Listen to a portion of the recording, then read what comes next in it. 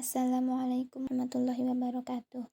Perkenalkan, nama saya Novi, NIM 630401867, kelas SKPI 6B. Saya akan membahas tentang aspek hukum, lingkungan, dan pemasaran dalam usaha hijab.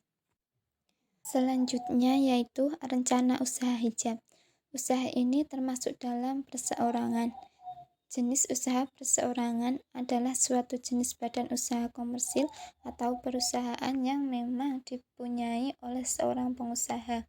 Biasanya usaha perseorangan ini hadir dengan skala yang besar dan skala kecil. Contoh usaha perseorangan berskala kecil adalah UKM hingga menjadi perusahaan besar atau BUMS. Usaha ini termasuk berskala kecil dan milik sendiri, bertujuan hanya untuk mendapatkan laba. Selanjutnya yaitu dari aspek hukum, berkaitan dengan keberadaan secara legal di mana usaha akan dibangun yang meliputi ketentuan hukum yang berlaku, termasuk 1. Perizinan, yaitu izin lokasi yang memerlukan sertifikat atau akta tanah, bukti pembayaran PBB yang terakhir, rekomendasi dari RT, RW atau kecamatan. Yang kedua yaitu ada izin usaha, yaitu memerlukan akte pendirian perusahaan dari notaris tempat, entah itu PT atau CV atau berbentuk badan hukum lainnya. Selanjutnya NPWP atau nomor pokok wajib pajak.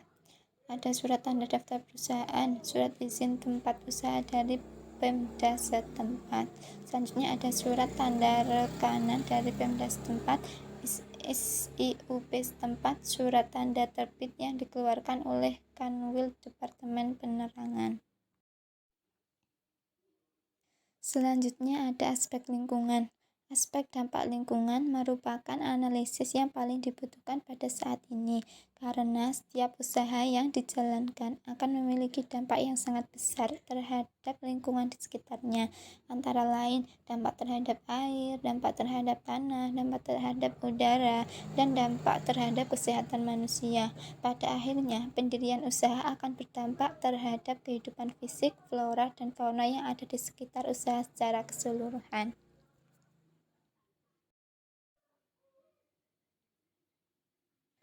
Selanjutnya, aspek pemasaran. Yang pertama yaitu spesifikasi produk. Karena produk adalah setiap hal berupa barang maupun jasa yang ditawarkan ke pasar untuk memenuhi kepuasan dan kebutuhan konsumen. Keputusan-keputusan tentang produk dalam aspek pemasaran mencakup bentuk penawaran secara fisik, mereknya, kemasannya, garansi, dan servis purna jual. Selanjutnya ada segmentasi pasar, yaitu segmentasi adalah kegiatan membagi-bagi pasar yang bersifat heterogen dari suatu produk ke dalam satuan-satuan pasar atau segmen pasar yang bersifat homogen. Faktor-faktor yang mempengaruhi permintaan.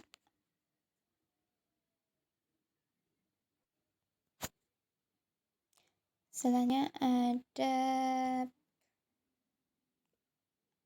analisis dan peramalan permintaan, yaitu faktor yang mempengaruhi permintaan pasar ada harga produk lain, penghasilan pembeli, selera pembeli. Selanjutnya ada analisa pesaing, yaitu analisa pesaing yang perlu dilakukan adalah dengan melakukan identifikasi terhadap kesempatan, ancaman, atau persoalan strategis yang timbul dari pergantian suasana bersaing yang potensial. Selanjutnya ada penentuan harga jual, yaitu di mana kita akan menentukan harga jual terhadap produk tersebut. Selanjutnya ada promosi. Promosi yaitu seperti periklanan yang menarik usaha penjualan dengan salesman. Kombinasi strategi terbaik dari faktor yang terkait dengan periklanan, penjualan langsung, dan berbagai alat untuk promosi yang telah direncanakan untuk mencapai tujuan program penjualan. Selanjutnya ada negosiasi dan distribusi. Sekian dari saya, kurang lebihnya mohon maaf yang sebesar-besarnya. Wassalamualaikum warahmatullahi wabarakatuh.